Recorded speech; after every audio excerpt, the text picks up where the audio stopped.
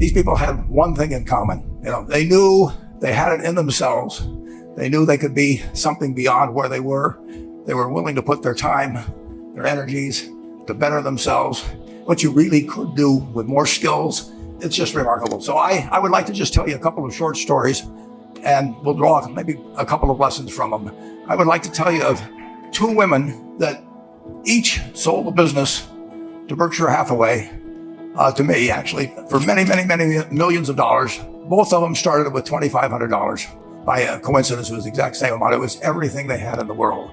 And one of them was a woman who landed in Seattle in 1917, couldn't speak a word of English, had a tag around her neck.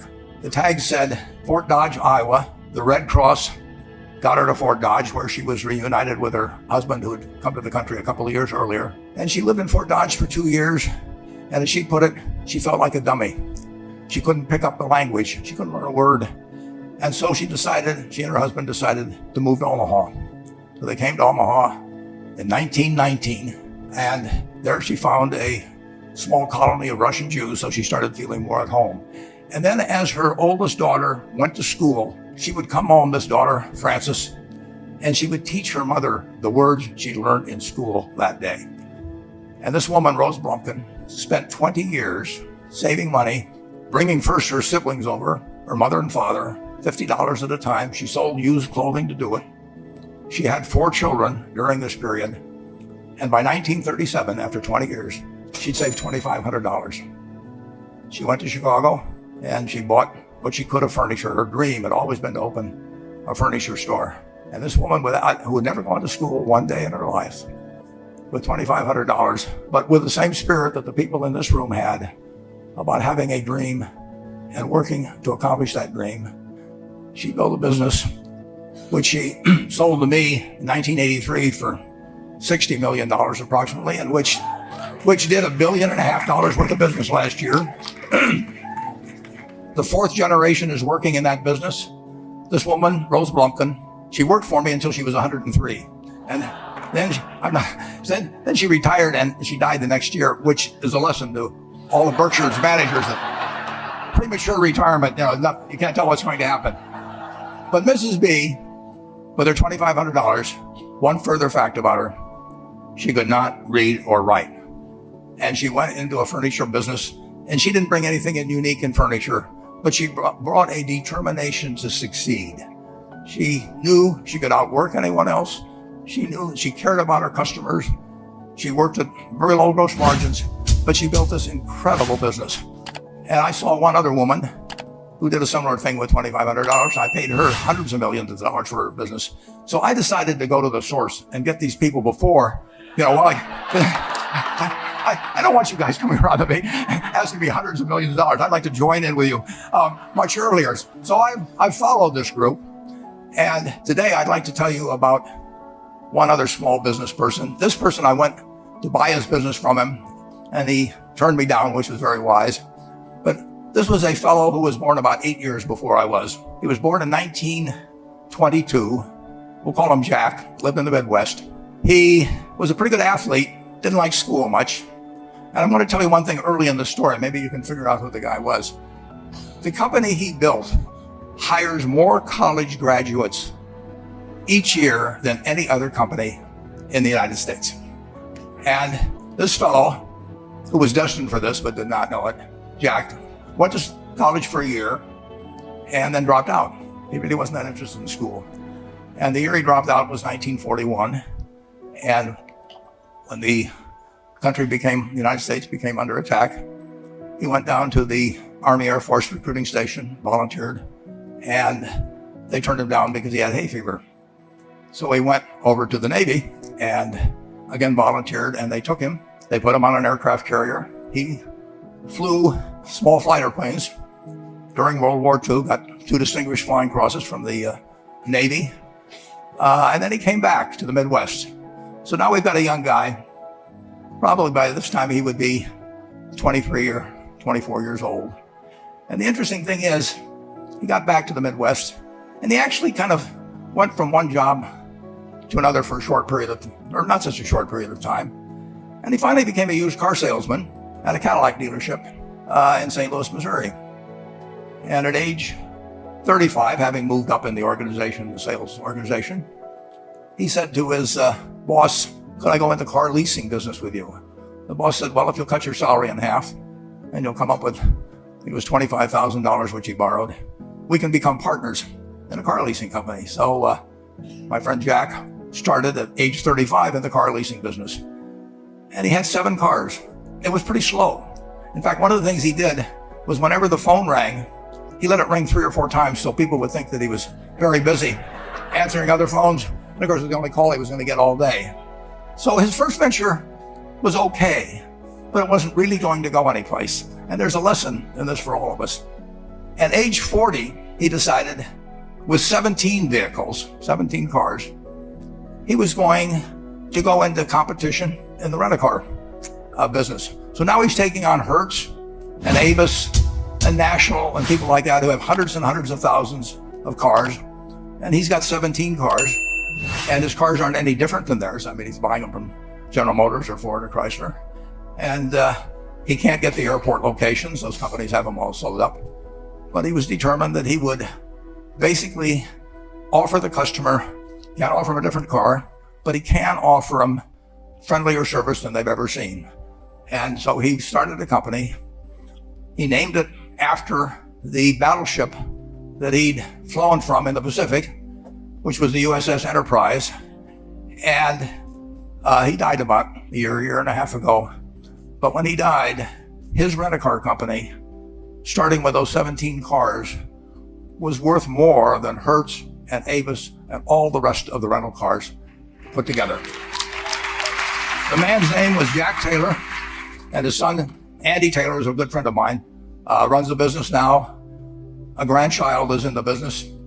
There'll probably be a 4th generation along the line. So this man in the United States, he didn't invent artificial intelligence. He didn't do anything that, just like Mrs. B selling furniture, I mean, that any one of us could have entered those businesses.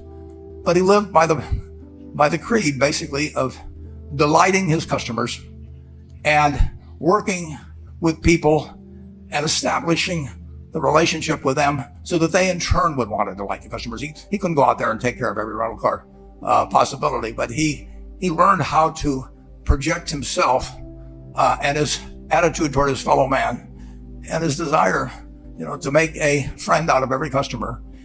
He managed to take very ordinary cars and turn them into this extraordinary business from virtually nothing. And it illustrates several points.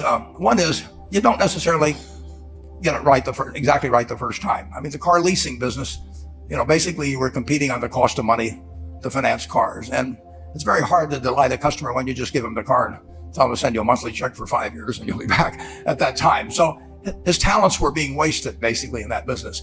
But at the age of 40, with all of that experience behind him, he found the golden key. He took a very ordinary business and turned it into an absolutely extraordinary operation, just like Mrs. B or Rose Blumpkin did with furniture. And he didn't worry about whether the Federal Reserve was going to tighten or ease. He didn't worry about whether the stock market was up or down yesterday. He didn't worry about the things he couldn't change, but he did focus on the one thing he could change, and that was the customer's experience. And I have seen the one that got away, Enterprise. I went down to Florida and tried to talk him into selling to Berkshire, and he was smart enough not to do it. Probably the value of the company has quadrupled since I made that visit. But he was smart enough to see that he would find that business. Henry Ford, as you may know, failed twice before he started the Ford Motor Company in 1903. I mean, the test isn't whether you get the greatest business idea in the world the first time out. The test is whether you keep learning as you go along what your strengths are and what you can do for your customers, what you can bring especially to the party.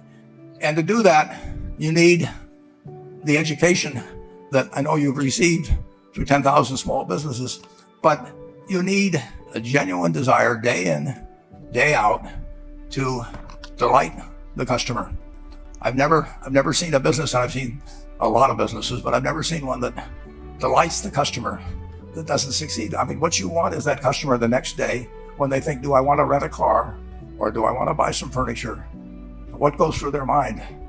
It's the place where they've had a great experience. I don't know what I paid for this type. Actually, probably if somebody gave it to me, but for the purposes of this speech, I will say I have no idea. But or the shirt I'm wearing, but I do know, I will remember how I was treated when I bought it. I mean, you long forget about the price, but you never forget whether you had a good experience or a poor experience with the purchase experience. And you'll have a hard time finding a person who's had a wonderful experience, a delighted experience in purchasing anything that isn't going to come back. And similarly, if the memory is of rudeness, indifference, whatever it may be, they're never going to come back. And as a small business owner, and as you grow, you have to not only be able to project that interest in people's well-being, in delighting them yourself, but you have to do it through other people. And you won't be able to do it through people who themselves do not feel they're being fairly treated, that their views aren't appropriately considered. So you really do have to learn to multiply yourself through other people. And I advise the young people to come to Omaha. We have a number of classes. The key is to, certainly in terms of your personal life, the most important decision you'll make is the spouse that most of you will likely have.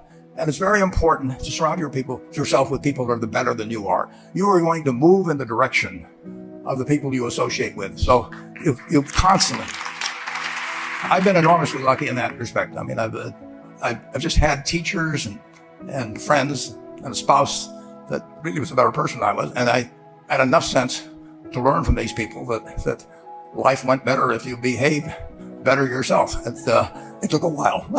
So I advise you to seek out, as your partner in business, your partner in life, whatever it may be, look for the people that actually are examples to you rather than somebody that you think you need to straighten out yourself. And simple rules like that, delighting customers, working through other people, associating with people that will cause you to move in a better path than you might otherwise have, they will take you so far in life that it's hard to believe. I mean, they took Rose Blumpkin without being able to speak a word of English, couldn't read or write, and they took her to what is now $1.5 billion business. And incidentally, there's been no money put in it since the $2,500. That's been the total capital paid into the Nebraska Furniture Mart. And I think if you looked at Enterprise, I don't know their books the same way, but my guess is that very little equity capital has been added to Enterprise over the years. The business built on itself.